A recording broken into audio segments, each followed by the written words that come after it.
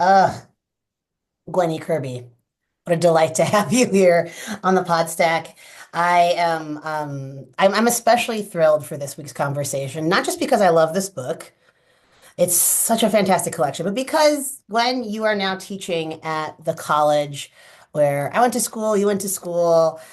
It's just been a great kind of kismet time getting to know your work and chat with you. But I will introduce you in the book and then oof, I'm so excited to hear you read from it.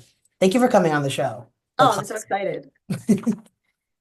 Um, Amazing. Well, Gwen Kirby is a writer of voluminous hilarity, voluminous talent, hilarious kind of just like capabilities. Like you're just a fantastic short story writer.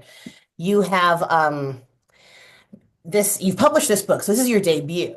But I think before you studied at like Carleton, Johns Hopkins, you're associate director at Sewanee.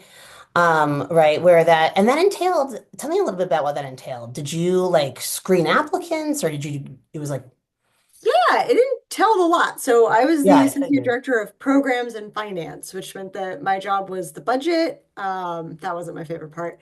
Yeah. And sort of doing all the hiring and the programming. So like hiring all the faculty, hiring all the agents and editors, working with them, finding the classrooms, finding the dorms, getting the food ready, all that kind of good stuff. And yeah, some years we would do the first screening of applicants, but for the most part, applicants are all screened by readers who we find outside, and it changes every year so that, we don't sort of have one aesthetic that ends up Sure. accidentally dominating the conference. So for those of you who may be uninitiated, like Gwen has just told us that she is as was the brains behind one of the biggest writers conferences in One of the brains, one of three brains. one of three brains, one of three highly capable and awesome brains behind a huge writers conference that has like really like I don't know enfranchised and helped a lot of folks. A lot of folks I've known personally too. So Oh, that's yeah, it's super cool that thank you for your service there, and thank you of course too for your current service on the tenure track. God, it sounds like we're military veterans on a I tenure know. track at Carleton College, which you began your job last year or this year at Carleton. This year in the fall. Yeah, this is my first year. Awesome. Well, yeah, it's a fantastic, I think, like both like teaching arc, which is long lasting, and a huge start to like what's I think is gonna like. I mean, what do I? I feel like it's going to be a really, really amazing like story and novel writing career. This is just such a cool book. So thank Oh, you thank for you. yeah, thank you for being here. I appreciate it. And Gwen, if you don't mind, I'm going to have you read a story from here. I'll introduce the book just a little bit before we get into it, though. This is a collection that Cassandra Saw is a collection of short stories, kind of unified by the theme of feminism, broadly writ. But it's also like it's anti-formalist, right? And I know you and I have had experience in some of the most kind of like ugh, hesitate to say it, but I'll say it anyway, strict fiction writing workshops, I think, in the I think country. that's fair. Yeah, where these formalist rules for fiction are kind of poured down the gullets of impressionable young kiddos. And what I think is so brilliant about this book is it's not just like it's not just like this kind of anti-patriarchal creedcore. It's also like rejects that strict formalism, but doesn't reject the resonance and intensity of emotion that we were told could only come with it. So this Mhm. book just it kind of achieves some really like I think it just achieves some really impressive, like both like political and kind of aesthetic acrobatics that have made it eminently readable and exciting for a whole lot of people, including I was actually just reading your NPR interview. Um, No, yeah, when you wrote some of this during the Kavanaugh hearings. So did. Yeah. this is all to say that this book has had it like a kind of a far reach. It has a really long comment tail, and a lot of folks have been responding to it. So yeah, Shit Cassandra Saw, great read, and Gwen, please give us a taste of this book. Right. So I guess I'm gonna read the title story. And it's a piece of flash fiction, so it's not too long. And it's called Shit Cassandra Saw That She Didn't Tell the Trojans, because at that point, fuck them anyway. And I guess for context, just in case any readers don't know, Cassandra was a prophetess during the Trojan War, and her deal was that she could see the future, she always knew the truth, but her curse was never to be believed. So shit Cassandra saw that she didn't tell the Trojans, because at that point, fuck them anyway. Light bulbs, penguins, Bud Light, Velcro, claymation, the moon made out of cheese, tap dancing, yoga, Twizzlers, Mountain Dew, Jello, colors she can eat with her eyes, methamphetamine, t-shirts, thin and soft, they pass from person to person, men to women, each owner slipping into different teams, Yankees, Warriors, and out again with no bloodshed, no thought to allegiance or tribe. And the words, profusions of nonsense. The weather is here, wish you were fine. Chemists do it on the table periodically. Cut class, not frogs. Words everywhere and for everyone, for nothing but a joke, for the pleasure of them. A world so careless with its words. And not just on t-shirts, posters, water bottles, newspapers, junk mail, bumper stickers, lists. Top 10 Halloween costumes for your dog as modeled by this corgi. Top 10 times a monkey's facial expression perfectly summed up your thoughts on NAFTA. Top 10 things your boyfriend wishes you would do in bed but is too afraid to ask. Cassandra has not noticed a lack of men telling women what to do. Perhaps this will be a pleasure of the future, a male desire that goes unspoken, a desire that is only a desire and not a command. Then there are the small words, the private words, hidden within romance novels, mysteries, thrillers, science fiction, fantasy, heaving bosoms, astronauts, and ape men, pulp paperbacks that live brief but fiery lives, the next torrent of words so swift behind they must sell or be destroyed, only enough space on the shelf for the new. And lives, of course. Cassandra would rather see only the fictions, the objects, the colored plastic oddities of the future, but she must see lives as well. Here are two little girls. They sit in the dirt and dig at a boulder. When it's finally unearthed, the possibilities. A passage to the underworld, a buried treasure, a colony of fairies, anything but dirt. It is essential that they will never succeed, never dig up the boulder, and of course they don't. Their plastic shovels move the dirt aside. New dirt, dusty and thin, blows across their eyes. One of the girls becomes an engineer. One is raped by her college boyfriend. The second girl will run a bakery on an island where she loves to hike. She will have three children, all boys, and she will die when she is quite old and quite unwilling to go. Her boys will have lives too. Everyone does. Lives on fast forward, on silent, even the best life, even her own, swiftly boring. Cassandra is tired of running at wooden horses with nothing but the flame of the smallest match. She is tired of speaking to listening ears, the listening ears of the men who think her mad drive her to madness. She wishes she could move far away to an island and own a bird. She will never do this because she knows she never does. It is said that Apollo gave Cassandra the gift of prophecy. This is true. It is said that when she refused his advances, he spit in her mouth so that she would never again be believed. A virgin, the same as a seduced woman, the same as a violated woman, the same as a willing woman, all women opening their mouths to watch snakes slither out and away. Cassandra is done, full the fuck up, soul weary. Still, as Troy is sacked, as she clings to the cold marble legs of the statue of Athena in the sacred temple, she cannot accept what she knows to be true, that soon Ajax will arrive and rape her. He will smash the statue of the goddess she worships and curse his own life, and worse, her goddess will not help her, will turn her shattered face away. Cassandra will be carried across the sea, made another man's concubine, bear twin boys, and be killed by Clytemnestra. But before this comes to pass, there are visions Cassandra burns to share with the women of Troy. The women of Troy might listen. They know that Cassandra's curse is their curse as well, that Apollo spit in her mouth, but it was only spit. Here's what she might show them: tampons, jeans, washing machines, the cordless Hitachi magic wand, elastic hair ties, mace, epidurals. And here's the best thing of all, the thing that makes Cassandra smile as the men storm her temple exactly as she has always known they would. Someday, Trojan will not be synonymous with bravery or failure, betrayal or endurance, or the most beautiful woman or the most foolish of men. A Trojan will be carried in every hopeful wallet, extracted with a vast confidence, slipped over the shaft, rolled to the base. Perhaps the Trojan men would laugh if they knew, or be humiliated, or pause to think about the indifference of history and the hubris of the man who hopes to be remembered. But the women, once they saw that blue streamer unfurl, the women would rejoice, would wave it over their heads like a new flag, like a promise of better things to come. Thank you.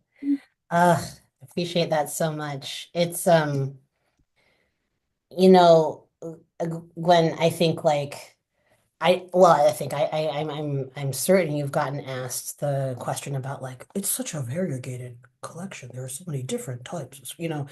Um, so I will I'll bypass that, by saying like by stating that it's a variegated collection, right? There are stories that are well, that Wiki has, there are stories that are like snapshots of history, there's speculative fiction, there's, like more like there's realism in here. And my question is less about like how did you bring this all together and more about like how like in those workshops, right, where I'm assume like me, you were being taught those kind of like formalist strictures.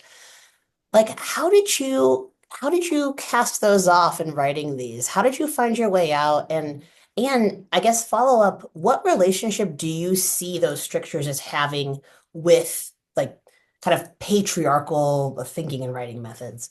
Hmm. The second question is much harder than the first. Uh, I mean, yeah, I like you. I definitely like, I went to Johns Hopkins, which now I don't know how it is now, but 15 years ago, very formal, very sort of conservative with a small C. Sure. Um, and it was a good experience in a lot of ways, limiting in a lot of ways. I felt like I learned a lot of like fundamentals about how to write. Hmm. But then I went to my PhD program in creative writing at the University of Cincinnati, and that was just like we could write anything. And I was suddenly in class with people who had done way more formal experimentation than I had ever even imagined. Um, and so that felt very like permission giving, to be with people who just had a really different set of values than I had been sort of told I could have.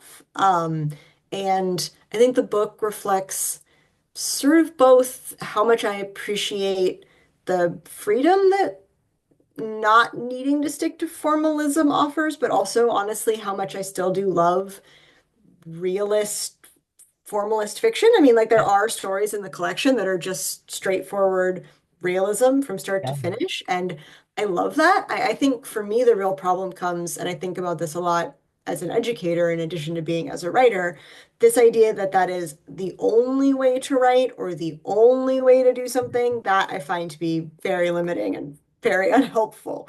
But think of it as like one mode of many ways to write, or even kind of like a place to start. My Hmm. dad used to have this joke when we went into like modern art museums, like you go and you see like a painting and it's just like a blue square and you're like, is that art? What is that? And my dad used to say that they should make them take a test and they should have to be able to draw a perfectly anatomical horse before they were like allowed to paint any blue squares. And I don't know that I agree with that, but I think a lot sort of about my very formal realist education as like my learning to draw a horse phase.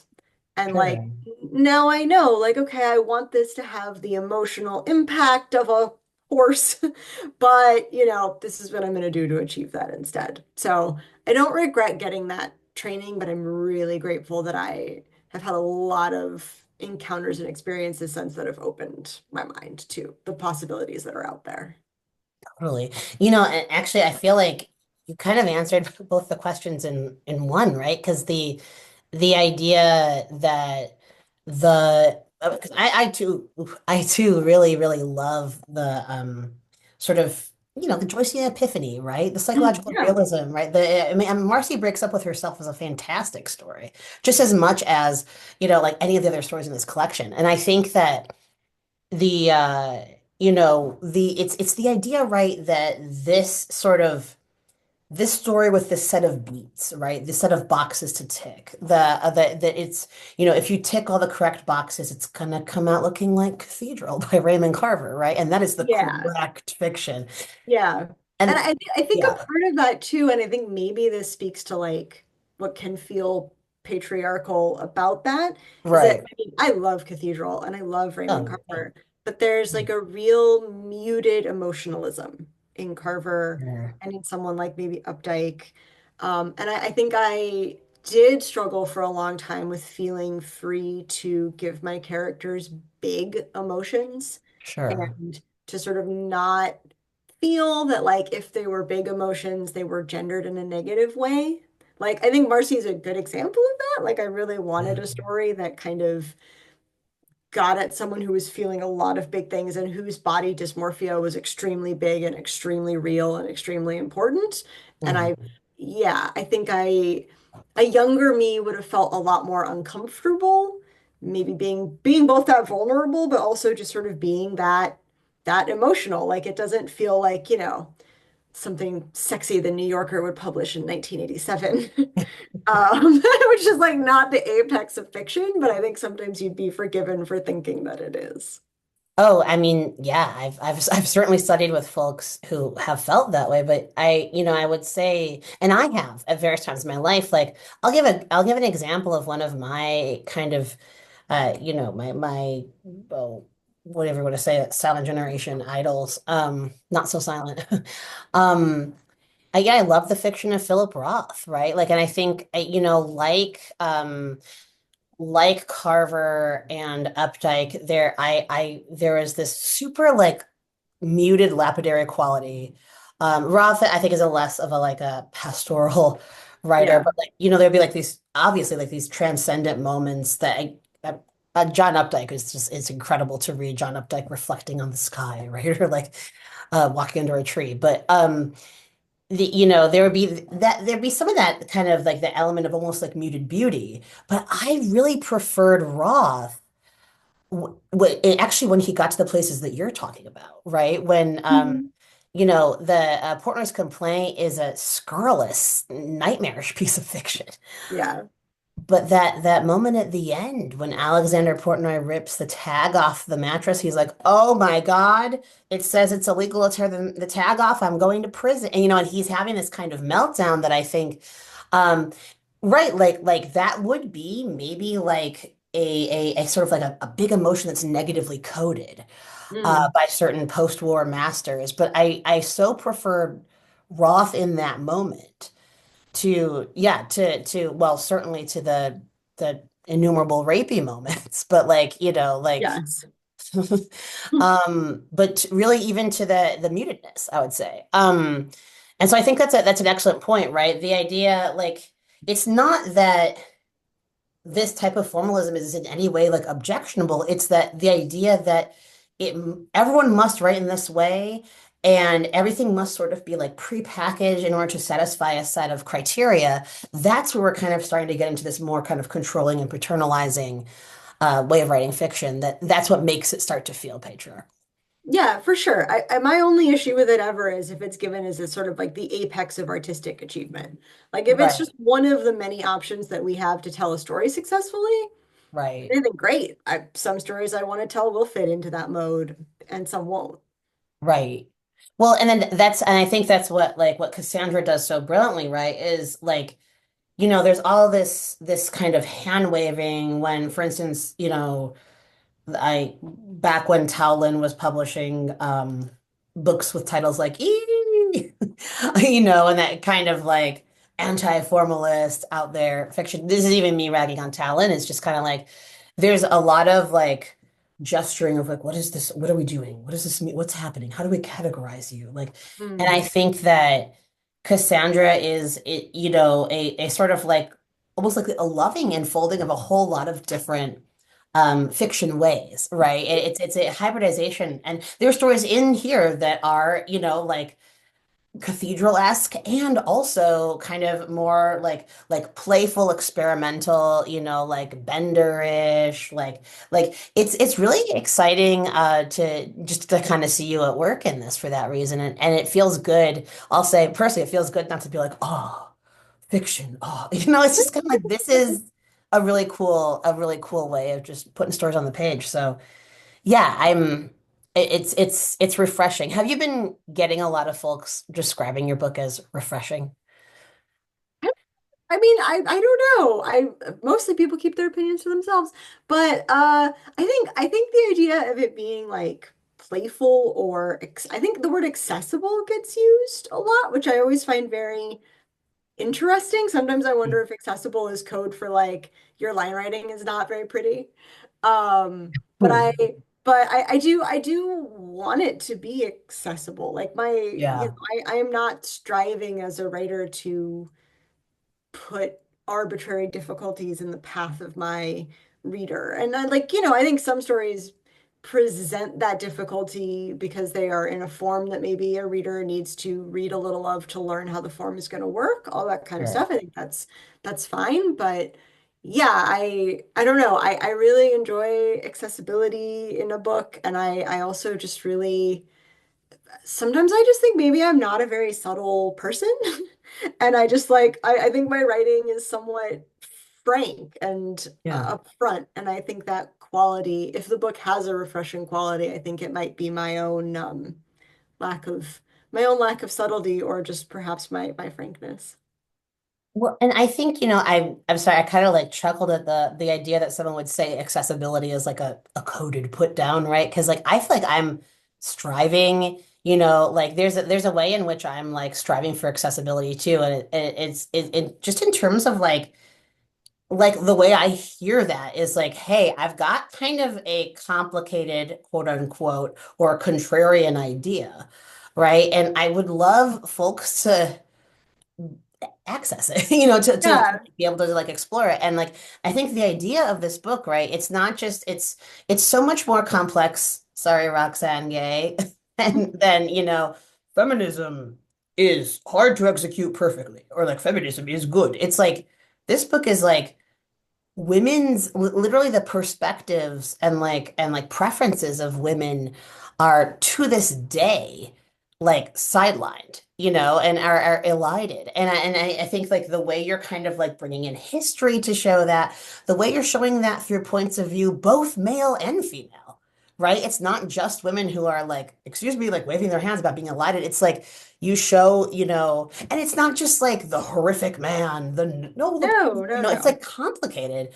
And so I think that this book talks about like the experience of being a woman in a way that it might be difficult to gain purchase on if it wasn't so eminently readable or accessible or whatever. I don't know. I think you hit the nail on the head with like bringing people in at least. I'm glad. I mean, I think it's one of those things where it's just like, and I don't know if you feel this way, but it Yeah. just is the way that I write.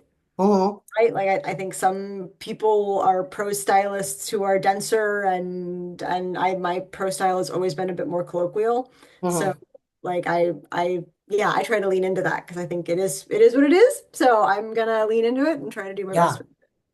Yeah. You know, I this I'm wondering too, like, because like I feel like in this collection, it kind of from story to story, like the frankness persisted throughout, but from story to story, there was more like, kind of like specialization, right? Like maybe more like the prose. It's not like it got like heavy and overbearing and technical, but it like I'm thinking of the Mary Read story, right? The story, Hmm. the 19th century stories, especially. It's Yeah, like yes, it's easy.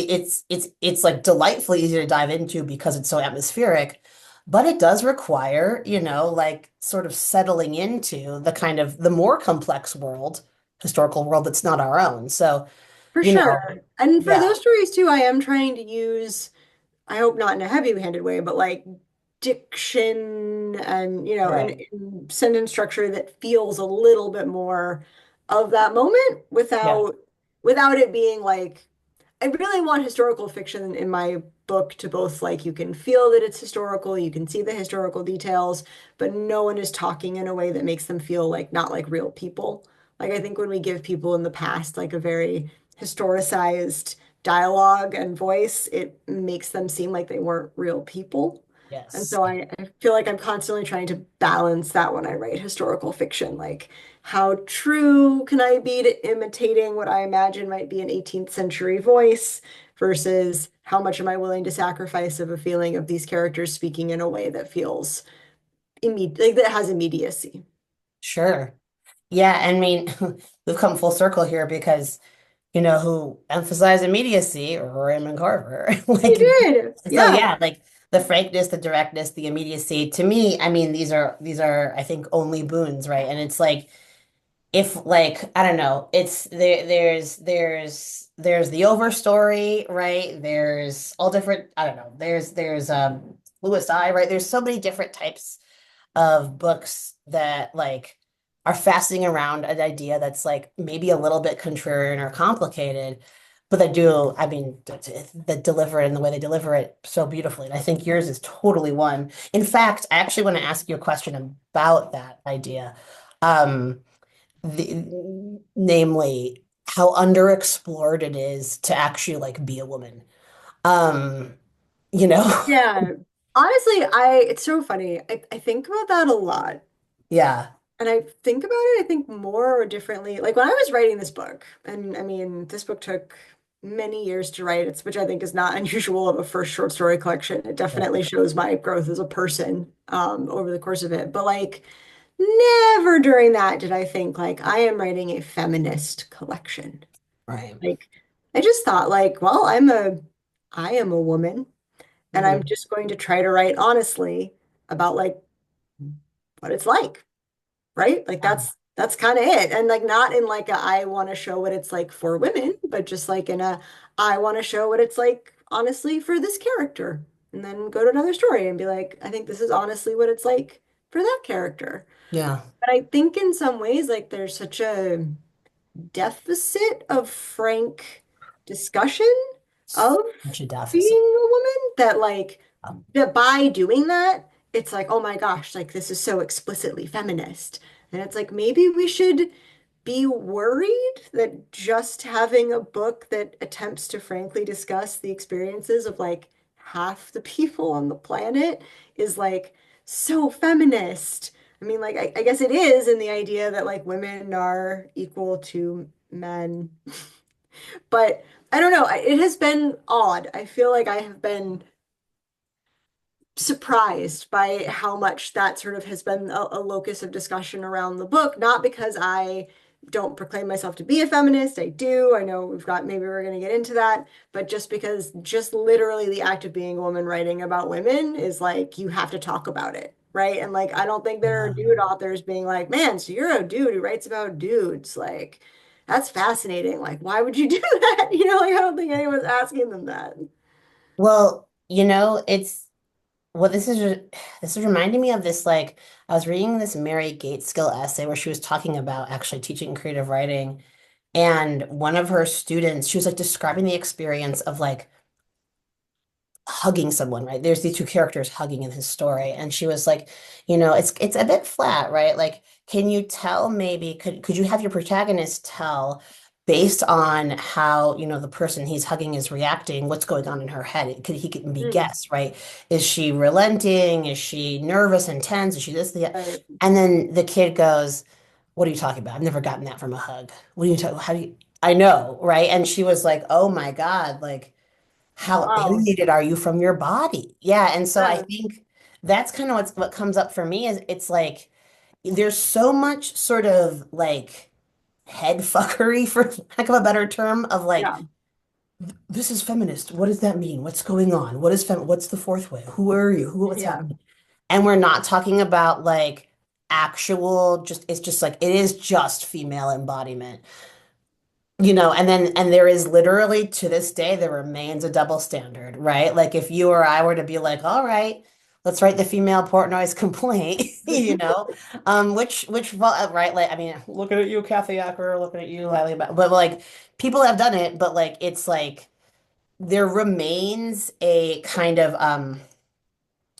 I don't want to say a shibboleth. There remains sort of like it's kind of like almost like a stumbling point, right? Of like folks are like, whoa, I don't really want to go there. I don't really want to get into the actual embodiment and the actual details of the experience. Let's take a step back. Let's talk about how this is so political. So political, Yeah. you know, I mean, I think that's like part of why the reaction to Miranda July's All Fours has been so huge. Like, it's yeah, so embodied and it's so yep, physical and very like unapologetic about that. Very just like, here's my menopausal woman's body, and like yeah. it likes to fuck. And Mm, and there's this way in which it's like I feel like I've read that male midlife crisis nonstop. many, many, many, many times, but to Yeah, just have that book kind of be what it is. And I think in this moment in our country and in the world in particular, like, sure. yeah, I mean, I think that book's great for a lot of reasons, but I do think it's hitting at a moment where like that kind of frankness and that kind of just physicality is like really feels very essential. Oh, totally. And I think like this is kind of gets into my next question too, because I think, the I would say the other like like women's embodiment subgenre, I don't know. I hate to categorize stuff that way, but like the other way that like women have been effectively talking about embodiment is through speculative fiction, right? And this is how like writers like Carmen Maria Machado, right, really kind of gained, I think, some great purchase. There are books that are coming to mind immediately, like Annie Bot, right, that the huge book Mhm. about the AI girlfriend. I Who Have Never Known Men, the Jacqueline Hartman books, like making a huge comeback. It's something about speculative fiction, even just genre, right? Sci-fi, horror. Like there's something we seem to all have tapped in, or these writers that really have tapped in the idea that there's something unreal about being a woman. I actually asked Candace Wheely about this. She has an amazing book called Monarch. That she wrote, a brilliant, brilliant kind of take on this. And I think your book is a brilliant take on this too. Like in stories like He Preached His Last, all right, which I know I talked to your ear off about it, Hogan Brothers, but you're using a speculative kind of like interlocutor at the very least, right? To sort of talk about, I Yeah. mean, slut shaming just to start with, right? So, but that doesn't even, that's the tip of the iceberg of what you kind of get into in that story. And I think that I'm so curious, Gwen, like what are your thoughts on this? Because you're someone who has deployed the unreal, the speculative, the anachronism, right, for one, and in your fiction to talk about like the womanhood. And how has that been of use to you, would you say? Yeah, I mean, I think it's very nice when you want to like I don't know. I think there's a real balance, or I struggle between like, okay, what am I doing in this story? Am I trying to make like a point and like with Right. P capitalized? And I think sometimes speculative fiction is a way into being able to do that, hopefully without starting to become too didactic. I think when you want to do like a point and you're staying in realism, it can feel very like I'm going to beat you over the head with this. So, like for example, he brought up the Kavanaugh hearings, and the story that I started on the day of the Kavanaugh hearings was the A Few Normal Things That Happened a Lot, which is right, So huge fitting. shocker.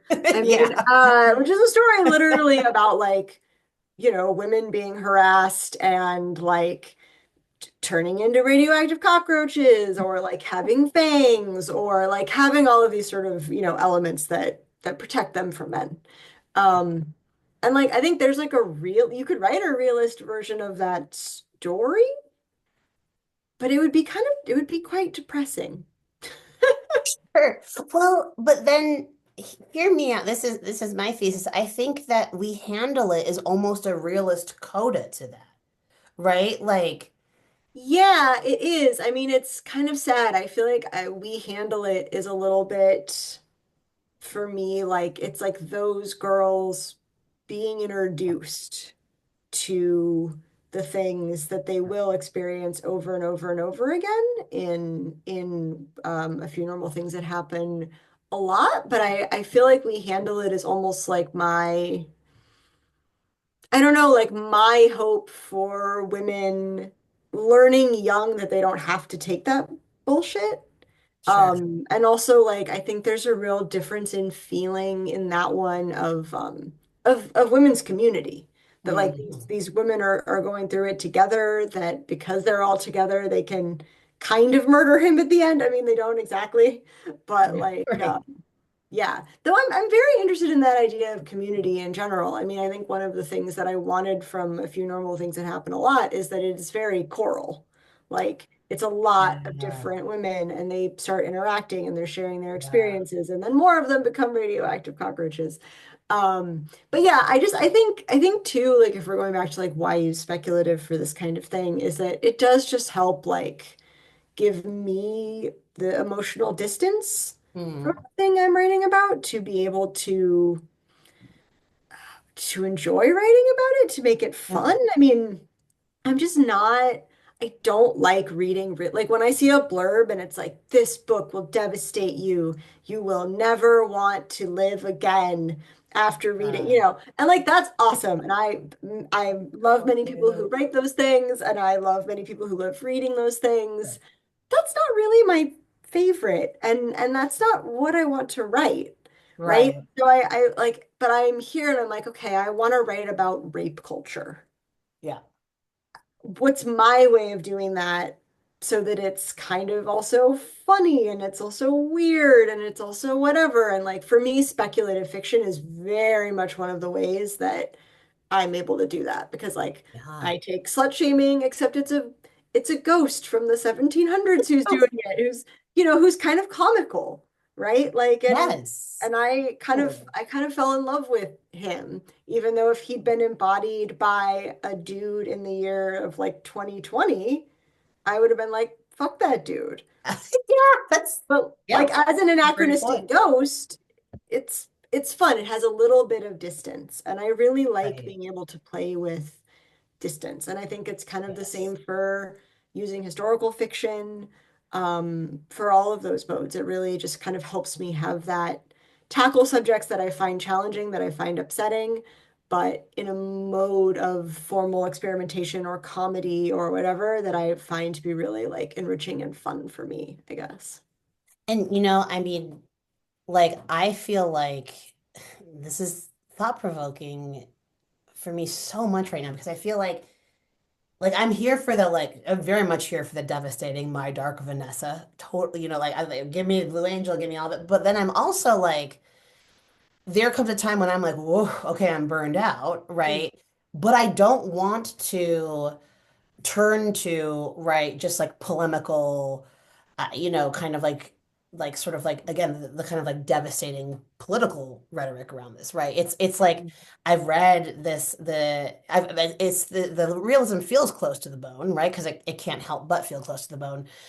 But I don't want to just like again get back to the headfuckery territory where like, okay, well now, everyone who doesn't agree with me on this point is automatically dehumanized. Right, Right. yeah, absolutely not. Yeah, and that's what I think is so amazing about your collection is that it's like no, keep engaging with this, keep engaging with these difficult ideas, but we're not gonna like wander off into this, frankly, this divisive kind of Mm. and difficult and sort of unworkable place. Like we're gonna start talking about these like really important issues through this like it's anti-polemical, right? It's like nuance. You use speculative fiction, you use genre as a means to kind of like infuse these really difficult and divisive ideas with nuance, distance and nuance. And I think like that's what would make me be able to read like Cassandra, and books like Cassandra so much, and then have maybe a smaller window for the devastating like Yeah, realism because it's the same kind of stuff, but it's like I can wrap my head around it in a different way, yeah. No, you I know? Like, I agree. I mean, I do love an occasionally devastating book, sure. but I I just find it hard to write in that mode. I think I'm also, it's hard to hold up these days, but I'm also just such a ingrained optimist, which Me is, too. and I really like Me too. people. Yes. Which, like, no matter Yeah. what some people think, if they message me on Instagram about my book, like, the people I like includes men. There are lots and lots and lots Oh, of yeah. really lovely men in the world, and there are lots of Yes. lovely men in my book. Um, Yes. there are a lot of douchebags in my book, but like, there's some women in my book I wouldn't want to be friends with either. Yeah. So like, yeah.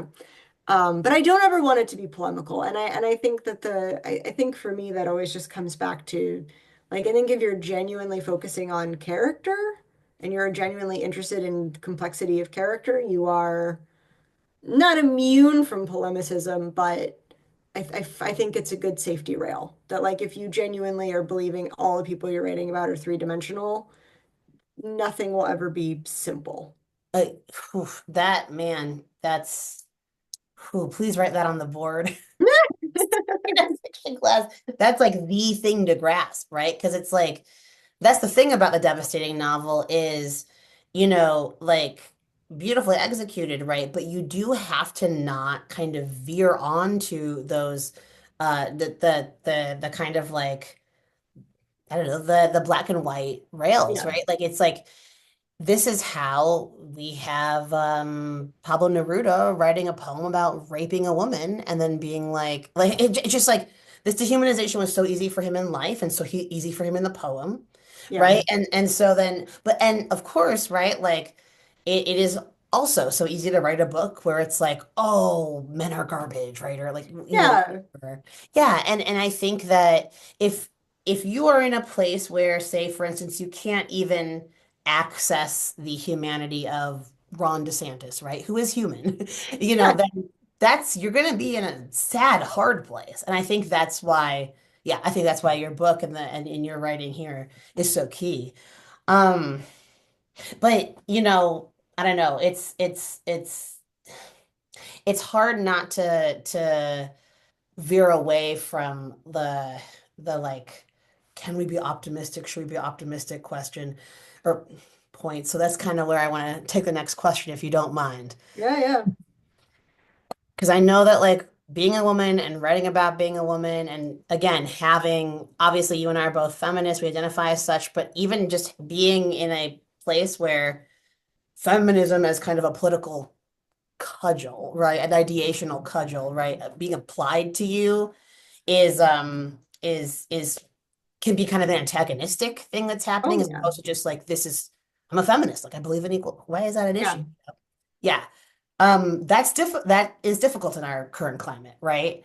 Um, so I'm really like I am curious to ask you because you've had like so much sort of like there's been like feminist discourse, right, happening around, near, at you, towards you, right? And I'm so curious about like as a writer who's navigating this discourse and who is, of course, writing about women's embodiment, what is your like what are your feelings about the sort of the state of this discourse, right? Like from what I could say mine, but you tell me yours first, and then I will. Gosh. Well, I'd want to start off by saying I'm not a scholar of feminism. No, So yeah, no, no, this is no, coming just from like very much amateur hour on my side. yeah, no, no, no, not scholarship, just like But people. yeah, I mean, I just think on the one hand, I find the concept of feminism so simple, which is just one that espouses equality. And I am deeply I would say I am annoyed when I get it from the right that it means that you hate men, which is literally not what equality is. And I feel deeply, deeply, deeply sad when I see the feminism co-opted to be exclusionary of trans people, um, Hmm, racist. I mean, all the baggage that feminism carries with it, which is sure. a lot. Yes. And I feel like feminism, where it's always finding a way to pick up new baggage as it goes along. But I do still believe that it's like a very important uniting umbrella position to have. And I Yes. also I do not believe that I do not want to let it be co-opted by people who I feel like want to use it to exclude trans women, to really to exclude anybody. I find the whole proposition, like if the proposition is equality and then we're working from there, like we can do good things and be good people if we listen to all the people around us. I don't know, and that sounds so Oh, Pollyanna-ish, I know, and it's like much more complicated than that. And you've got all the racism and bad shit out of second wave feminism, and it's not like we fixed any of those issues today and all that kind of stuff. And I'm sure you'll have something more intelligent to say than me, but like I it is not always a comfortable space to inhabit being a feminist. I think you get it on both sides. you get it on? Yep. Um, but nonetheless, I feel like it is important, and I guess I feel like it's extra important given that simply being a woman who wrote a book about women, it like is a label that apparently I have to cope with all the time. And if like being a feminist means being a woman who writes about women, then like yes, I'm a Right. feminist. I stand by that. That is incredibly important. Okay, yes, this is so huge cosign, right? To like, especially to the thing I like really, really, especially when a cosign is, wow, this is simple. Wow, this is simple. This is not a complicated idea, right? It is like we are talking about parity between the sexes. And that is recognizing like fundamental sort of like differences in, of course, like, biology, right? Socialization, like all of the jazz, Yeah. like between the two sexes. And so I think like and then also again recognizing like if we're talking about like the LGBTQ side of things, right? Recognizing that like it these sociological concepts of masculine, feminine, da da da, they like what has gone into like how are they influenced, yes, from the ground up by sex and from the top down by these really like rigid set of strictures. Yeah. Totally. Right? Yeah, totally. And so, and I think that, and I'm so with you, Gwen, on like feminism being all inclusive. To me, feminism is like, hey, the sky's blue. Yeah, I guess that's why I always feel like I don't know what to say. I'm just like, well, I believe in equality. I believe in Right. working toward that equality. I believe that if your idea of that equality means that some people are still less equal, you fucked up and you need to rethink what you're doing. And then obviously, like, it's more complicated and we are socialized in all these different ways. And we have to, like, figure out how we've internalized the patriarchy and how we internalize misogyny and how we internalize transphobia and all these different things. But, like, Yeah. if we're starting from that place of, like, yes, equality, the sky is blue, then, like, we can always keep learning to be better and to understand ourselves better and to understand the way that we've been socialized better. Like I Right. always feel like I can get better as long as I have that sort of grounding of just being like, yes, feminism, equality. That is a fundamental tenet of like what I believe to be like a just world. Right. Well, yeah, and I mean, yes, absolutely. So like this is where it's getting like this is how it gets needlessly complicated for me too, right? Because I'm hearing, or how I observe it getting needlessly complicated, because I'm with you that it's simple. But then when you mentioned earlier, right, like it feels fraught. Oh, yeah. So I'll just I can say, imagine someone watching this just being like, you stupid bitch. Because like it is so fraught. And then when you say like it seems so simple, you're just like you feel like you're like stepping on a landmine of complication. oh, that like you, the person who said it's as simple as stepping on a landmine. Yeah. Well, okay, yes, I know, and I actually want to push back against that because I don't think you're stepping on a landmine. I don't think we're either of us is stepping on a landmine. And like, because hear me out. I feel like, oh, Gwen, I feel like it has like, whoops, sorry, Oh, you're stress good. ball fell off the desk. Um, to me, it has felt as if this is a human rights conversation, right? And there have been waves of feminism, and just as you said, there have been like kind of like these weird sort of Byzantine difficulties within Yeah. each, and there's been unpackings and yada yada of those difficulties. But I think what is I want to kind of fasten on your statement about like getting it from both sides, because that really is the case here. Um, you'll have conservatives being like, first of all, you're a man hater. Second of all, why on earth do you need this? Just be a trad wife. I Just like mean, sign up and like, it's and so then comical. It's it's like, no, well, I just know. if you just would do what's natural. I'm like, You just went if it was natural, you wouldn't have to work so hard to force me to do it. right. Yeah, no, Like, and it's like that is obviously this wholesale denial of like, women's personhood and autonomy and so this is stuff we were familiar with. But then I think when I see it coming from the left, right? Because I kept on, my wife and I were talking about this. We were like, it's really feeling like to say I'm feminist is a dirty word. mm, It's feeling like that. And what I was observing, or actually have observed subsequently, but I was feeling kind of that complicated landmine feeling, was around the time when Shimamanda Ngozi Adichie was like, dude, like, I mean, it is the case that like if you transition gender, you're a trans woman, right? And trans women are trans women. Trans men are trans men. And the campaign against her, like I actually wasn't aware of the original quote nor the original essay because I was like, oh, bad turf. mm, And then I kind of went back and I was like, whoa, this is there's actually polemicism that came out of the left there because it was like, this is not her saying trans people should die, trans women should die. Like I'm advocating for some sort of broad, like wide scale sort of extinction. It was more like something that I found myself in the process of transition, detransition, whatever you want to say, confirming, right? I was like, whoa.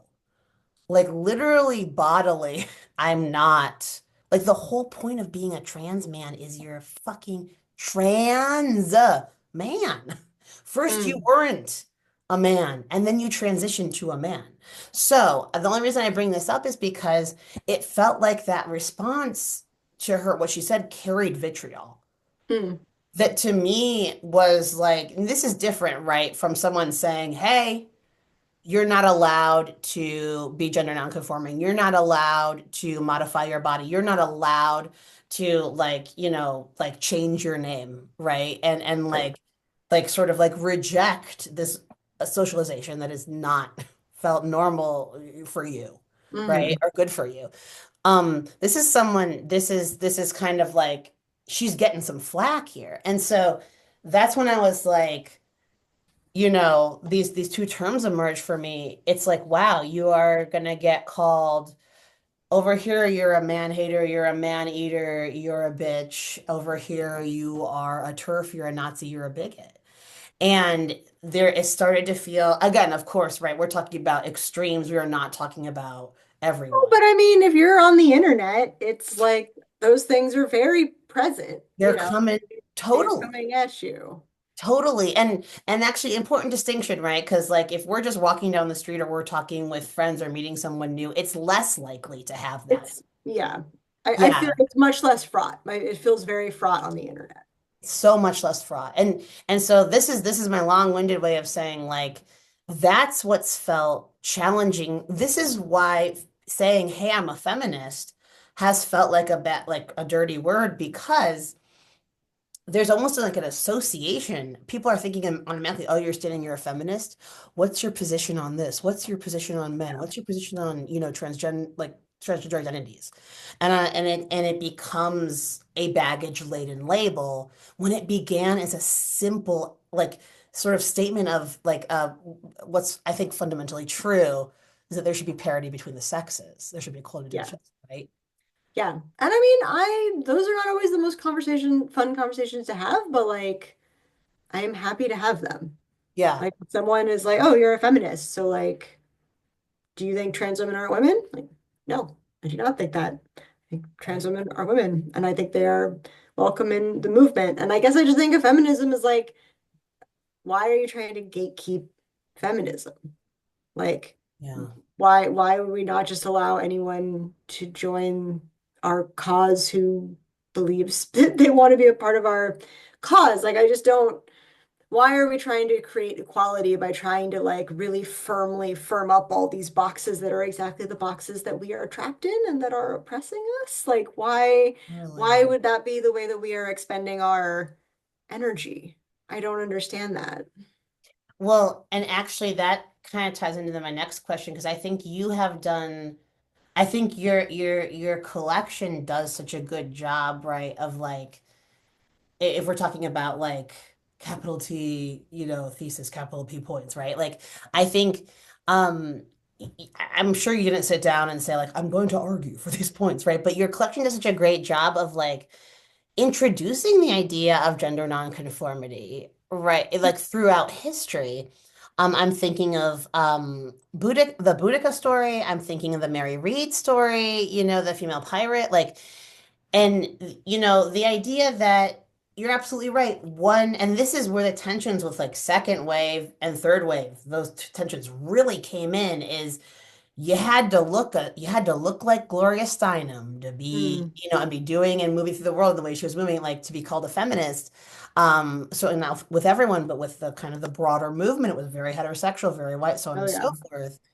And I think that like this book does a great job of opening those gates, and actually that's maybe that's what I'll ask directly, right? In writing stories like those, the Mary Read and the Boudica stories, were you kind of like how are you exploring, let's put it this way, the category of womanhood throughout history? How are you expanding on it? Yeah, I mean, I think that those stories came from sort of an initial, I don't know, I guess curiosity I had, or I don't know, thing I was feeling maybe after writing the A Few Normal Things cockroach story, where I Yeah. just was kind of interested in the idea of like female violence Yeah. and women throughout history who kind of took on that role. And as I was Mhm. starting to look at that and kind of read about it and stuff, like in almost all the instances I found, like to take on the role of violence was to take on the role of being gender nonconforming. Mm. And so I was interested in that. And I feel like the different stories kind of reflect different aspects of my fascination with that. I mean, the Boudica Yeah. story is about Boudica imagining playing baseball. And that just very much came from me being a girl who grew up playing sports and like never seeing herself out there. But I think something I really realized over the course of writing that story and the other sports stories in the books, if you want to call them that, is like how much I'm drawn to sports as an outlet for female aggression, for like Mm. being embodied in myself, for really being, yeah, in my body and being in conflict with other physical female bodies, and kind of how amazing and empowering that was. Yeah. And I don't know, and I have a weird relationship with the violence in the book that I don't totally know about, because I am like the most non-violent person there is, and I'm incredibly squeamish and all of these things. But I also find it fascinating to think of women sort of having as much power as men do physically, like really like in our bodies. I think there's a lot of that in this book of women having that in their bodies, whether that's through speculative magic or whether that's through having a knife or, whatever it is. So yeah, I definitely think it came through that. And, I just really enjoyed thinking about those women and just trying to imagine like what were their secrets. Like what were they who they were because they also were queer, or they also felt Mm. gender nonconforming, or shit, were they straight and cis and just like fucking tired of this bullshit and wanted to like pick up a broadsword and go at it. So I in all of those stories, I never felt like I wanted to like, they're a historical figure, there's no answer to the question. And so I just kind of wanted to like open the space Yeah. and not close it, if that makes sense. Like I wasn't looking to answer a question. I was kind of just looking to like, oh, to ask one, maybe even to just sort of like think about it, embody it, be in that woman's body for a moment. Yeah, I don't know if that answers the question, but No, I mean, it does. I think well, remind me, Boudica, who was the historical figure of Boudica? What was she so known she for? was a queen, a British queen. Oh God, now I'm gonna get these facts wrong. Don't worry, everyone. I used to know a lot about Boudica, but I believe her husband is killed. And so she ends up like leading this British army with her Right. daughters, and they are eventually like raped and slaughtered, as you know, as it goes. But she was like, I think she's listed as like, one of the, I don't know, five ever queens of England. Yeah. It was this very like, but very martial, like, and being a queen in that time meant martial resistance, and they were part of this, yeah, this resistance movement. Mm. Um, yeah. And this would have been like 18th, 17th century. Oh, way, way Oh, earlier than that. before then, way before It'll be in then. my Let table me of look it'd this be up. like I think it's like 81, like 80, 81 or Oh, something. 80. Okay, never. She's ancient. 80, 61. Yeah. She's properly ancient. I'm sorry. No, Mary yeah, she's like Read, old, like way old. way before the Norman Conquest, Oh, okay. like the French don't even show up until 1066. That's like 1,000 years after Boudica. So I believe Boudica is fighting the Romans, I think. My goodness. Okay, so Yeah. yeah, so she's She's like, like way back in history. Way, way, way, way, yeah. way back. Yeah. Then Mary Read, the pirate Mary Read, is the one I'm thinking of. And is she 19th century or 18th? She's 18th, I believe. She's 18th. Okay. And Yeah. she's the cross-dressing pirate, right? Yeah. Awesome. Yeah. Yeah, I mean, both stories, I mean, there are a number of historical stories. Those two stick out to me so prominently, as two of my favorites. And I think, like one thing that comes to mind again from our Hobros conversation, Hogan Brothers, for those Hogan of you Brothers, for not those not there, it's there. Hogan Brothers is what we call it. Great place in Northfield to eat a sandwich. But yeah, at our Hogan Brothers conversation, we talked about um as a student of yours, right? Who had read the collection and said, is Boudica a trans man? Right. And I thought you had a really interesting response. And so I'm wondering if you could kind of recount that and some of your thoughts on that. Yeah, it was when I was doing a reading at a college. There was a Okay. student there, and they asked me, they were sort of like, when I was reading this, I felt like what you were writing was Boudica as a trans man, and she, I think it was a she, I think she was like, why did you not just like go there all the way? Mm-hmm. And she's like, couldn't that be what it is? And I think what I said was like, I absolutely think that you could write this story with Boudica being a trans man. But Mm-hmm. when I was writing it, what really interested me was being a woman in that male space and taking on some of the trappings of masculinity while still feeling fully a woman. And like that's something that Boudica, I think I literally have her, I think, say that in that story where she's like, some people ask me if I would want to be a man, and I say no, and I think that for me, like I was really interesting because on the one hand I could see in that student like that might be really meaningful for them to Mm-hmm. tell a story of Boudica as trans man, and I think that could be a great story. For Sure. me, it was really meaningful to tell a story about a woman who gets to embody all of these masculine traits without losing her femininity. Like I wanted her to be like fucking strutting up to the plate, like about to fucking hit a home run and like be like, and I also have like big tits and I am Yeah. proud to be a woman. And I like that clash. And I think that that clash, can then lead to maybe being like, oh, are they trans? Or are they whatever? Or it can just be like, this is actually what being a woman feels like for me in this Yeah. instance. And yeah, so and I think I told the student, I was like, we come from our own perspectives and our own experiences when we write. And like this is very much a story about me. Like thinking about being a woman in sports, thinking about being a woman in the world, thinking about wishing I could take on the violence and the swagger and what might that feel like on my body. Yeah. I love that answer you gave, right? Because I think, and I understand that student's question. Oh, I love the absolutely. answer you gave, and I think like, to me, this is actually what's bringing me back to where I cut my kind of digression about the Chimamanda Ngozi Adichie quote is it's like my experience of, like living as a man for the time I did, right? Um, well, bodily it may have been different because of certain medical modifications.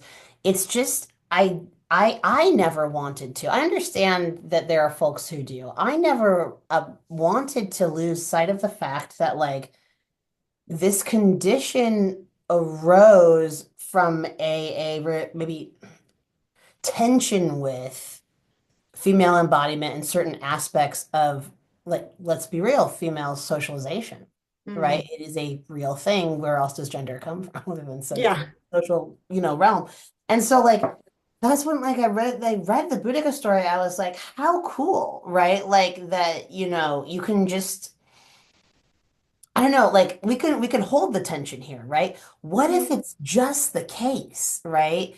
That like Boudica lived when she lived. Boudica lived in AD, like 80, Yeah. whatever. What if, like, it's not the case that if we transported her to 2025, she'd be like, oh my God, get me some top surgery. What if it's just the case that this is Boudica? This is who she is and how she is, right? And I think that, like, I think that your statement about the perspectives was so helpful too, because it's like, listen, I'm writing from a perspective here that's actually hews pretty close to my personal experience. It would be so cool for you to explore the Buddha as a trans man story, but Yeah. absolutely, but I'm really, like I want to put this out in the world, and so that's what I found myself loving about Mary Read as well. And I don't know, have you seen Gentleman Jack, the TV? No, I haven't. Oh, So I need to watch that. recommendation to you right now. Yes, please watch it. It's basically it's this incredible story of oh, please don't let me blank on her last name. Oh, I feel like a fool. And oh, I'm sorry. I have to put this in the comments, but it's basically an 18th century like lesbian story, Is right? it like Annie Bonny? No, not Annie Bonny. I'm so embarrassed that I'm looking at her. Give me one second. I so unprofessional. But it's the diaries of the oopsie Anne Lister, Mm. who was an actual kind of like she was a landowner kind of by dint of her own, like whatever grit and being born into the right family in 18th century Yorkshire. And so she's doing the kind of like she's doing the Heathcliff thing, right? She's like going and like collecting the rent from all her tenants and stuff, and she's kind of occupied, and she is a butch lesbian. She's occupying this kind of mannish role, and she's dressed in such a way. And she has a very, a feminine lover. She wants to marry this woman. And I think that like, you know, getting to see Anne Lister for me was really revelatory, Mm. right? Because I was like, it doesn't have to be the case that a woman who wants to like feel strength in her body or who wants to like engage with sports or like violence or aggression, right? Who wants to like wear a mannish dress, right? It isn't the case that there's always a sort of secret um uh you could call it transness, right? You could call it queerness. It can be that this presentation, this experience encompasses a wide variety of women. So when you said, right, like cis heterosexual woman might just want this. Yeah, You- and I think that that's Like, really important because, like, I think part yeah, of what the right is trying to do right now with all of their anti-feminist and trans bigotry is that, they will look at cis female athletes and also just be like, she's also probably a man. This idea that, like, right. womanhood has to be incredibly narrow to prove that it's womanhood, Yep, right? And that that's like the only kind of okay womanhood. And, yep, like, we know that's bullshit. yep. And, we have to I don't know, we have to call it bullshit and we have to be like, yeah, like I'm a cis woman, straight woman, and I think like I don't know, and I fucking love sports or whatever, like which is like, oh wow, what a revelatory stance. But like there is this way in which we are constantly being asked not to do that, to inhabit a smaller and smaller and smaller spectrum of what being a woman looks like. And that has felt like that narrowing is really speeding up at the moment. And Yes. it's using a lot of anti-trans language to do it, a lot of anti-queer language to do it. And I mean, I think we should all of us, trans or cis or whatever, should be looking at that and being like, this is fucked up. This is bullshit. This is a way to oppress all of us. And we Yes. need to be pushing back on this.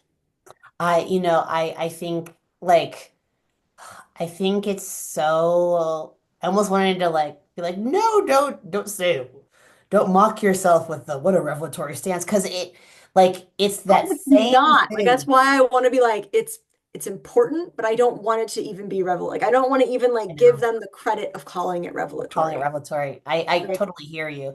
It's the same thing though, like that's the annoying thing. It's the same thing as saying you're a feminist. The obvious precepts of feminism, right? The obvious, why is it controversial Yeah. that that like Eleanor Roosevelt, let's say, she was straight. Why is it controversial, right? That like you can be a woman who likes sports and likes this type of aggression, or women can like sex, or women can not like sex, whatever, and I think it's like that's to me what feels so maddening, right? Is it's like we are seeing, and I feel like I'm seeing it from both sides, a Mm. huge narrowing of the window of what it means to be a woman. Because I'm also seeing too, Gwen, like a lot of my trans feminine friends stepping into it's not reading as wow, I feel great in my own skin. It's reading as here I am stepping into a whole set of miserable strictures. Yeah. I Gotta mean, get FFS, gotta get going, gotta get that top surgery. Do I need flank lipo? Like, I'm just being real here. Like, it's the no, I mean, same, I agree. And yeah. I'm someone who, I came out of like the super eating disordered 90s Um, and yeah. I feel like we're swinging back toward that again. Oh, yeah. Very much so. And so I think that is just all part of because it always comes down to controlling our bodies, right? Like Yep. what we look like, what we're allowed to look like. Are we allowed to be strong? Are we allowed to not have children if we don't want to? Yeah. All of like, they're all of a piece. Absolutely. And yeah, I mean, going back to Anne Lister, this is why it was it felt so powerful to hear her say, an actual line from her diary, no less, right? To hear her say, I feel so lucky to not have been born a man, right? Mm, Like, who knows if Anne Lister were alive in 2025, whether or not she would have chosen to medicalize, and like move on and be like, hey, I'm trans irrespective of these hypotheticals, right? This is where I'm going back to Boudica and Mary Read with you. This is this person in this time. This is how like her experience was resonant for you, right? And like yeah. that's why I take from Ann Lister too. This is how her experience like resonated for me. She found a fucking way to be a gender nonconforming woman in the 18th century in Amazing. Yorkshire. Well, and that like Like, for none of these people, none of the characters I'm writing, like none of their identities are prescriptive, right? yeah, They are not a suggestion of what anyone should be or any one reader ought to be uh, or any one way of telling the story of these women who lived a long time ago. Like they are just simply like one interpretation of what that might be or how that might feel. And it is never meant to be like a and we're shutting the door on yeah, these other ideas, right? Like it's just one, I don't know, I don't want to call it like thought experiment because I always feel like thought experiment is too depersonalized when you're talking about characters, but it's one it's one possible way they could be embodied as a human being. yeah. And there are many, many, many different ways depending on who might be writing them. Absolutely. I mean, I think if there's one message to take away from this, right, it's that women have always existed and Yes. will continue to. Yeah, Yes. I mean, yeah, that's part of what I really like about the historical part of the book is I did want it to just be like, this shit has always been going on. We've always existed. We've always been pushing against the strictures that society has placed around us. It has always been complicated. which again seems obvious, but like, yeah, like as you were bringing up like the trad wife thing, like as if we were all milkmaids in the 1950s. Like it's just bonkers. It's just this absolute wholesale making up of history. And like one of the ways I think we counteract that is to actually know our history. Like as women, as queer people, like actually knowing your history is enormously powerful because then people can't lie to you about who you once were, how things once were, how things would be better if only you were X, Y, and Z. You can be like, I know that's not true. Mm-hmm. Ugh, I love that. Yeah. I think it's such a smart way both to push against the strictures and to add nuance. Going back to the kind of playful anti-formalism there as well. So yeah, I mean, I think that maybe I'll ask another question about Gen Z. How about that? We've both like um taught college students. We've both like been in higher ed. You're there. I recently departed. And it's like I found it both like immensely rewarding and exciting experience, and of course, like woof, sign of the times, stuff is crazy experience, and I think as it has been for generations and generations of professors. And so I'm really curious about like what it's been like for you, right? We're starting to touch on, how younger generations, right? We could call them fourth wave feminists, maybe, right? Like, but younger generations of readers and writers are receiving your work. What's it been like, reading them, teaching them? What are you navigating in the classroom right now? It's, it's amazing. I mean, I love teaching. I always Yeah, have. Um, and I think that I think the comforting thing always is that students are deeply drawn to storytelling and feel a really deep need to tell stories about themselves and the lives that they're living. yeah, And that's really powerful. I think that pushes me as an educator to really, really think deeply and seriously about what stories I assign for them to read. I think in many ways, like that's, I don't want to say like the biggest difference I can make to them as a teacher, but like I think showing them that there is a really, really wide world of fiction out there, and that if they want to be a part of it, like their voice has a place in that world hmm is kind of the best thing I can do. I have noticed something interesting teaching recently that I have not noticed before, which is that I think there's always an urge in young writers to make the protagonist vague in order hmm to increase the feeling from a reader of universality, which even hmm though I think we eventually learn it's the opposite, right? That like the Yeah. universal actually is located in the specific, and the more Oh, specific you are, actually, the more universal the experience is. But I have noticed some, I don't want to say I don't think it's anxiety, but I think an urge to seek universality by having their protagonist be ungendered. mm. And I have found that very interesting, and it has brought up kind of a lot of conversations about like whether or not we can really write a realist story in which a protagonist doesn't have a gender, right? Because Wow. like if your protagonist is moving through the world, they are being perceived due to their gender. They've been socialized due to their sex and their gender. And Um, and so talking a lot just about like what does that mean if we truly want to write a protagonist who is genderless? Like, do we need to move to science fiction, right? Do we need to be doing sure. like Ursula K. Le Guin's Left Hand of Darkness, right? Where you Yeah. literally have a planet of people who are genderless. And so I don't know, that has been an interesting series of discussions to have. And I was not having those conversations with students 5 years ago. Mm. So I have noticed that, and I think it's a great thing. I mean, I think like we're bringing up questions in fiction that I would never have known to even think or ask about when I was their age. Oh, Like totally. the idea of like whose voices do we have a right to inhabit?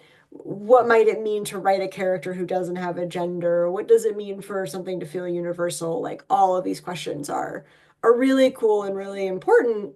But I do really, maybe this is the Hopkins education in me or something, but I do really push for them to pick a gender. I mean, and then, non-binary, female, male, it can be as complicated and interesting as they want, but I really want them to think about what it means for their character to exist as a human being in the world. And Mhm. I think that means thinking about all components of how we live and how we're perceived, and that includes gender and race and sexuality and all of those things. So yeah, but I'm always very big up on the kids. I'm always like the kids are great. So I've loved teaching them, and they always push me to like think about things in ways that I would not be thinking about them otherwise, which I really appreciate. And then I get to do really awesome shit, like be like, have you ever heard of Octavia Butler? And they're like, no. Mhm. And then you get to be the one who like, gives them Blood Child to read for the first time. And you just think like that is such an honor, like to get to do that. That's so cool.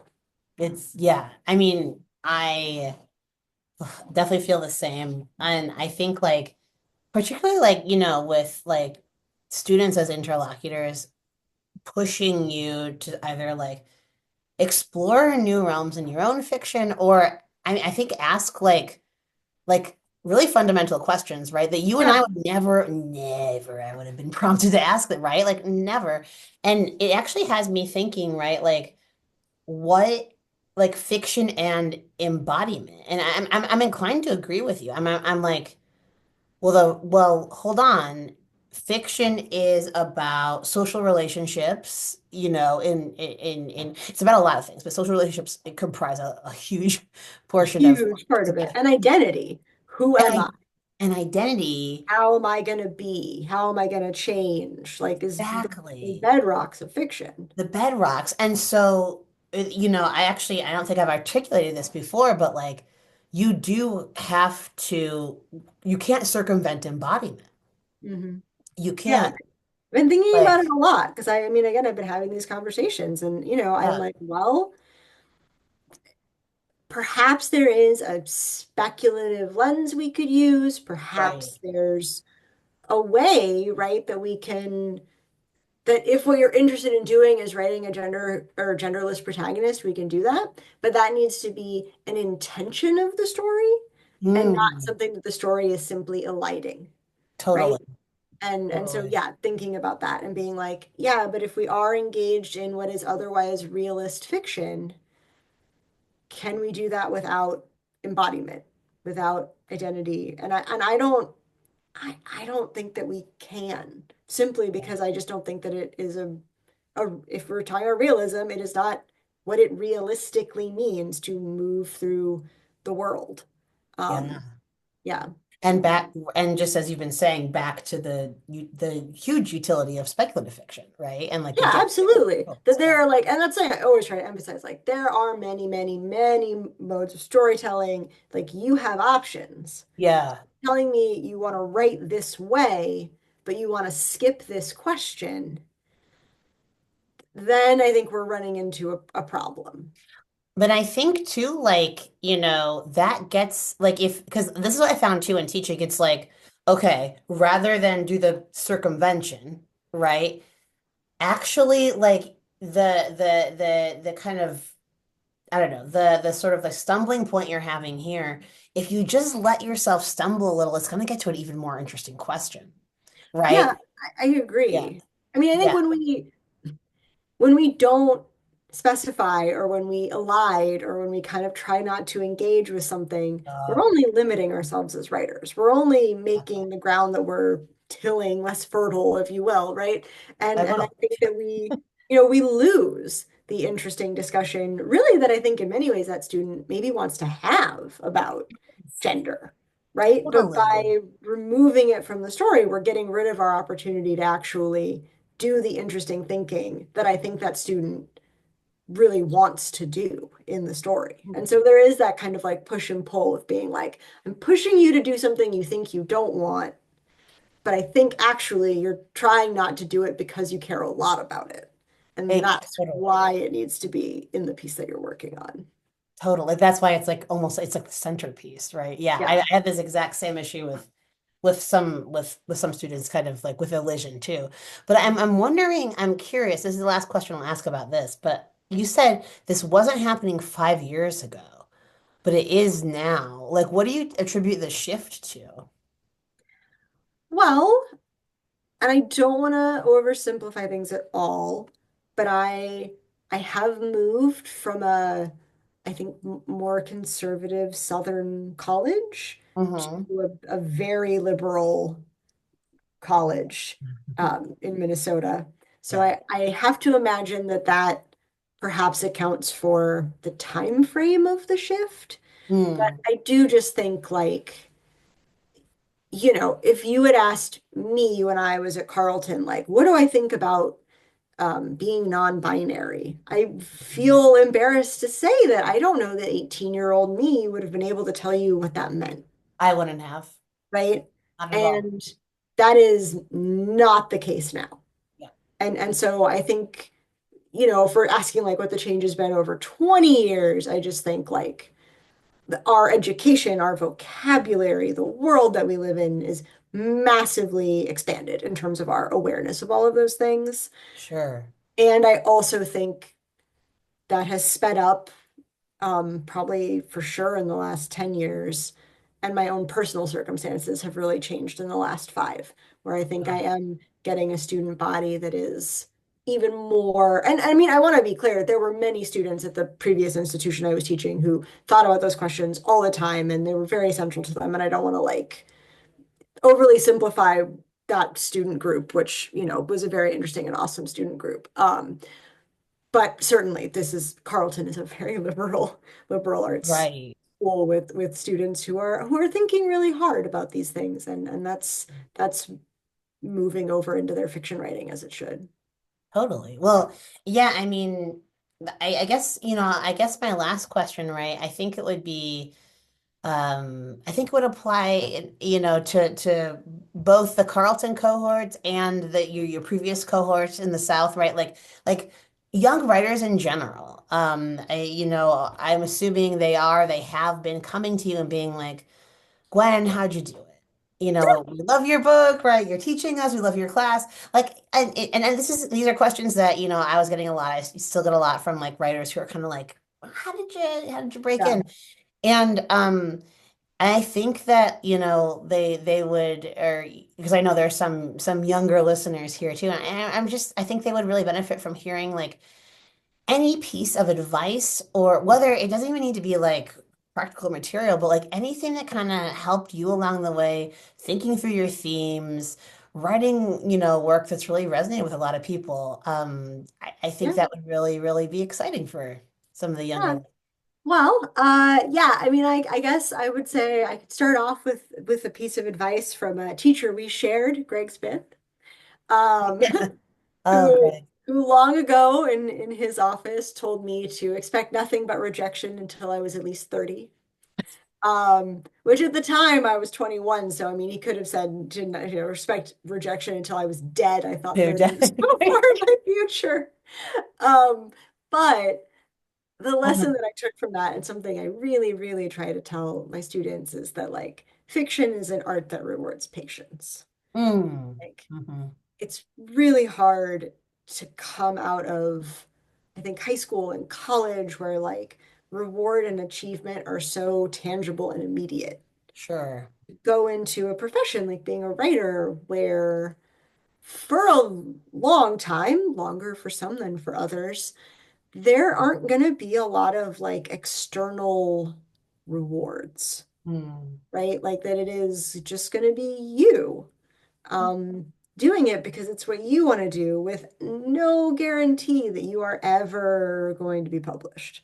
And Mhm. that's learning to like sit comfortably in that space is really important, not just because there's no way to avoid it, but also because you're going to sit in that space over and over and over again throughout your entire writing career. You are always going to be working on something that you have absolutely no idea if it's going to get published. And Right. like learning to live with that and to be okay in that is like that is a forever writer skill. So I think I would say that to practice that. And then two, I would just say like find other writers.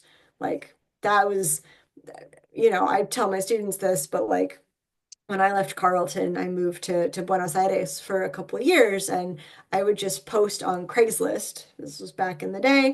And I was like, hey, I write fiction in English. If you write fiction in English and you want to be in a writing group, like meet me at this bar.